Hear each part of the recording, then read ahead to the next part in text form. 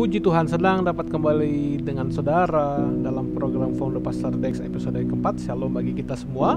Saya berharap dalam episode kali ini setiap saudara dalam keadaan baik dan sehat-sehat saja, sekalipun mungkin dalam situasi keadaan di sekitar kita yang kurang baik. Saya tidak tahu di tempat saudara ataupun keadaan hati saudara yang saat ini saudara sedang rasakan.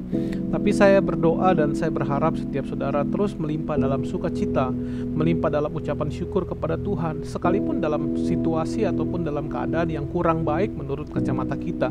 Karena kita percaya bahwa segala sesuatu yang terjadi dalam kehidupan kita, Allah turut bekerja di sana untuk mendatangkan kebaikan. Sehingga kalau kita mau melihat segala sesuatu yang dari sudut pandangnya Tuhan, maka tidak ada persungutan yang keluar dari mulut kita, tetapi ucapan syukurlah yang keluar dari mulut kita. Nah, dalam program hari ini saya mau mengajak setiap saudara semua untuk merenungkan satu kisah yang menarik untuk saya bahas kepada saudara semua, berkaitan dengan satu raja, seorang raja yang cukup terkenal, seorang raja yang memiliki nama besar, ya, kisah-kisahnya buat heboh. Dia juga penulis beberapa kitab dalam Alkitab kita. Ya, siapa yang tidak kenal yang namanya Raja Salomo, ya, seorang raja yang luar biasa besar, namanya masyhur dan namanya dikenal oleh banyak orang. Kisah-kisahnya juga pasti dikenal oleh banyak orang. Dan ada sesuatu yang mencolok dalam kehidupan Salomo, bagaimana dia menulis kitab Amsal, gubahan-gubahan Amsal, kata-kata yang penuh dengan hikmat yang Salomo tuliskan untuk setiap kita boleh hidupi, untuk setiap kita boleh ikuti. Nah, pada saat saudara mempelajari tentang Salomo, kita tahu Salomo adalah keturunan daripada Raja Daud. Pada saat Tuhan berkata kepada Daud, bukan kamu yang akan membangun rumah bagiku, bait Allah, tetapi anakmu lah nanti yang akan membangun rumah bagiku, katanya. Dan pada saat mau meresmikan bait Allah ini, ada sesuatu yang menarik yang saya mau saudara semua ikuti, dan mungkin saudara bisa baca nanti keseluruhan kisahnya dalam satu Raja-Raja pada pasalnya yang ketiga. Di mana dalam satu Raja-Raja pasal yang ketiga, pada saat itu Tuhan menawarkan kepada Salomo. Menawarkannya begini, apa yang kamu minta dan apa yang akan kuberikan kepadamu, apa yang kamu minta dan supaya aku bisa berikan kepadamu. Nah, yang menjadi pertanyaannya begini, pada saat Tuhan menawari kita sesuatu, apa yang mau kamu minta kepadaku? Kira-kira apa yang muncul dalam pikiran saudara? Apa yang muncul dalam benak saudara pada saat Tuhan sendiri loh, yang kita percaya Tuhan itu sanggup melakukan segala sesuatu yang tidak mungkin menjadi mungkin, yang mustahil bisa Tuhan lakukan dalam kehidupan kita. Bayangkan, Tuhan berkata kepada Salomo, apa yang hendak kamu minta kepadaku? Artinya Pak, mau minta apa saja Tuhan akan kasih. Tapi yang luar biasa kalau saudara baca nanti dalam satu Raja-Raja pasal yang ketiga, Salomo nggak meminta yang aneh-aneh. Salomo nggak meminta kekayaan. Mungkin kalau itu diberikan kepada kita, tawaran permintaan itu diberikan kepada kita, kira-kira apa ya? Apakah kekayaan, apakah nama besar, apakah jabatan, apakah perusahaan yang kita minta sama Tuhan? Tetapi yang luar biasa yang Salomo bilang dan dia minta sama Tuhan hanya satu hal, yaitu hati yang penuh dengan pengertian. Kalau kata kerennya atau kata bekennya, hikmat. Hati yang penuh dengan pertimbangan. Nah, pada saat Salomo meminta ini kepada Tuhan, yang luar biasanya, Tuhan mengabulkan permintaan Salomo.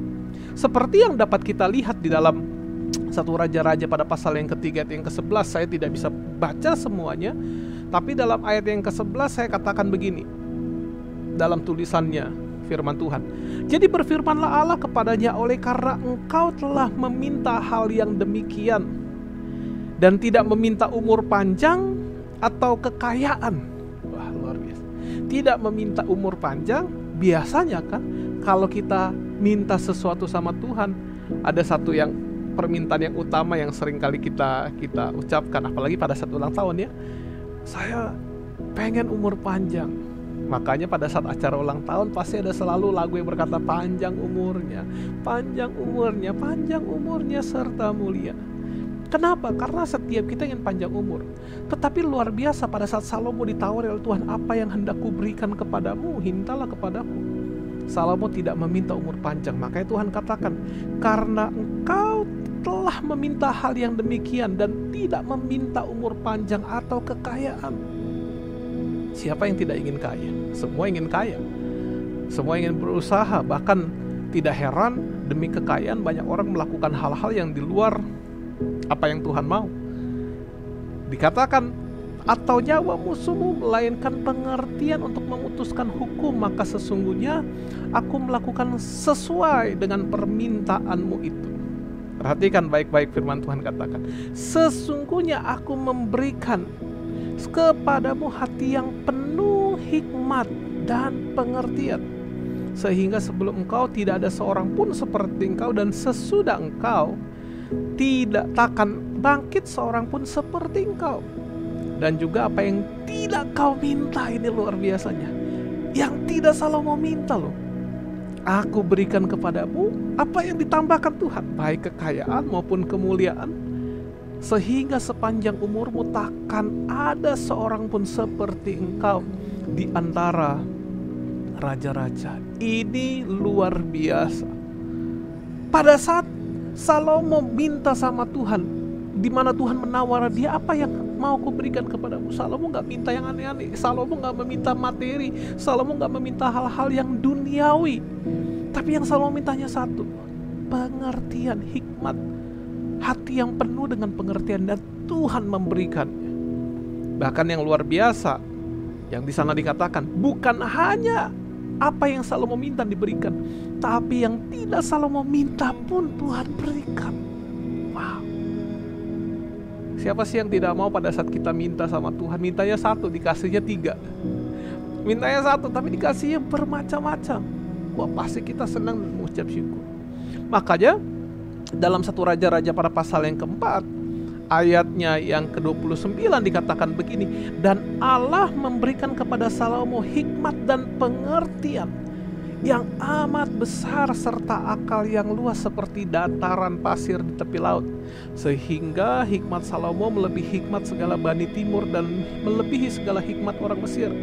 Ia lebih bijaksana daripada semua orang, daripada Etan orang Ezrahi itu, dan daripada Heman, Kalkol dan Darda, anak-anak Mahol.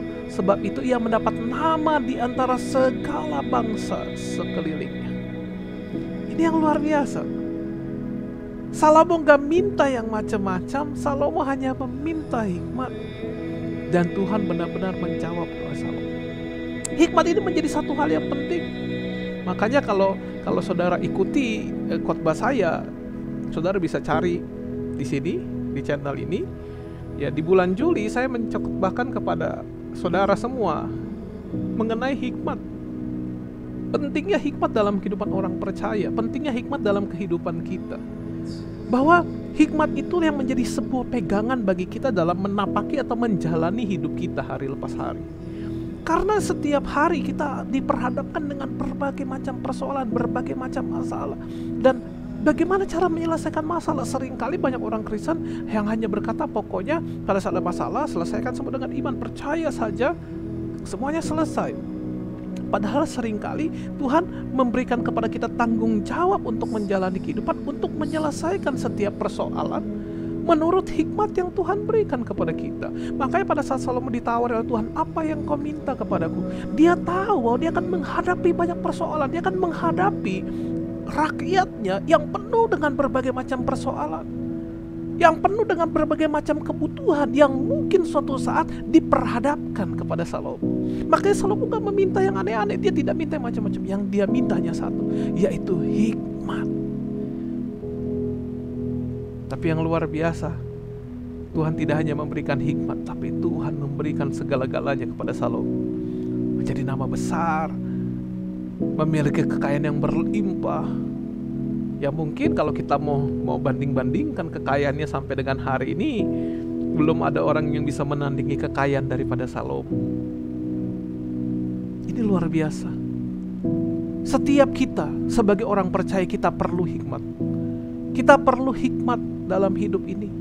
Maka dari itu, dari apa yang saya sampaikan kepada saudara, maksud dan tujuan saya menyampaikan ini kepada saudara, mari dalam hidup ini, pada saat kita berdoa secara pribadi dengan Tuhan, kepada Tuhan, pada saat kita tahu Tuhan akan menjawab doa kita, dan Tuhan menawari kepada kita, apa yang hendak kuberikan kepadamu, hendaklah kita meminta sesuatu yang sangat-sangat amat berharga, yaitu hikmat. Kekayaan, setiap orang pasti bisa minta kekayaan. Orang yang tidak mengenal Tuhan pun, yang tidak percaya Tuhan pun, mereka merindukan kekayaan. Orang yang tidak percaya Yesus pun menginginkan nama besar, menginginkan jabatan, menginginkan hal-hal yang spektakuler. Kalau kita hanya meminta hal yang sama dengan mereka, apa bedanya kita dengan mereka? Tapi kalau dalam kehidupan kita sebagai orang percaya, kita tahu meminta yang utama dalam hidup ini, yaitu meminta hikmat untuk kita bisa menjalani dan menghadapi hari-hari kita. Saya percaya seperti apa yang Tuhan kasih kepada Salomo, bukan hanya hikmatnya, tapi Tuhan memberikan banyak hal kepada Salomo. Kekayaan, kehormatan, kemuliaan. Maka dari itu, dengan hikmat yang kita miliki, dengan hikmat yang Tuhan kasih kepada kita, maka akan mempengaruhi cara hidup kita, akan mempengaruhi kehidupan kita. Saudara yang bekerja, saudara bekerja bukan hanya mengandalkan skill, tapi saudara mengandalkan hikmat yang daripada Tuhan. Saudara melayani akan terpancar hikmat dalam pelayanan saudara. Saudara berusaha akan terpancar hikmat dalam usaha yang saudara jalankan. Kenapa saya katakan demikian? Coba perhatikan dalam 1 Raja-Raja pada pasal yang ke-10, ayatnya yang ke-4 sampai ke-7, ini luar biasa. Alkitab katakan begini, 1 Raja-Raja pada pasalnya yang ke-10 ayat ke-4. Alkitab katakan begini, ketika Ratu negeri Seba melihat segala hikmat Salomo, perhatikan, dan rumah yang telah didirikannya, makanan di mejanya, perhatikan lagi, cara duduk para pegawai-pegawainya, cara pelayan-pelayan yang melayani, cara dan berpakaian, minumannya dan korban bakaran yang biasa dipersembahkannya di rumah Tuhan, maka tercenganglah ratu itu. Terus kalimat selanjutnya dikatakan begini, dan ia berkata kepada raja, benar juga kabar yang kudengar di negeriku tentang engkau dan tentang hikmat. Yang Ratu Seba lihat apa? Seperti tadi dikatakan, dari cara berpakaian, dari cara pelayan-pelayan yang melayani, dari cara mereka menyajikan minuman korban bakaran, cara duduk. Yang Ratu Seba lihat, betapa benar yang ku dengar kabar di negeriku tentang kau. Dan tentang apa? Hikmat.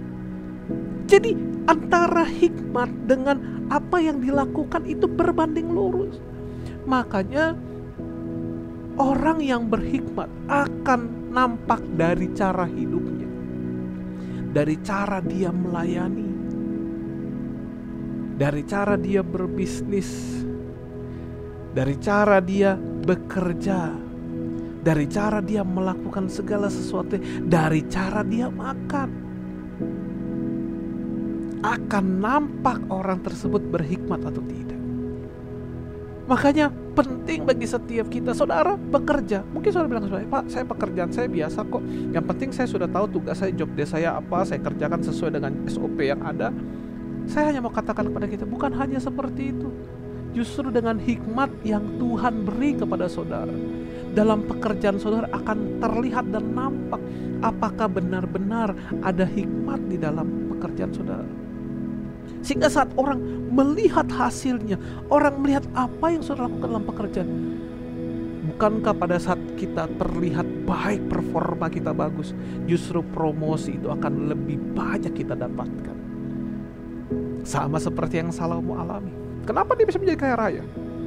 Banyak orang yang melihat hikmatnya mempersembahkan banyak hal kepada Salomo.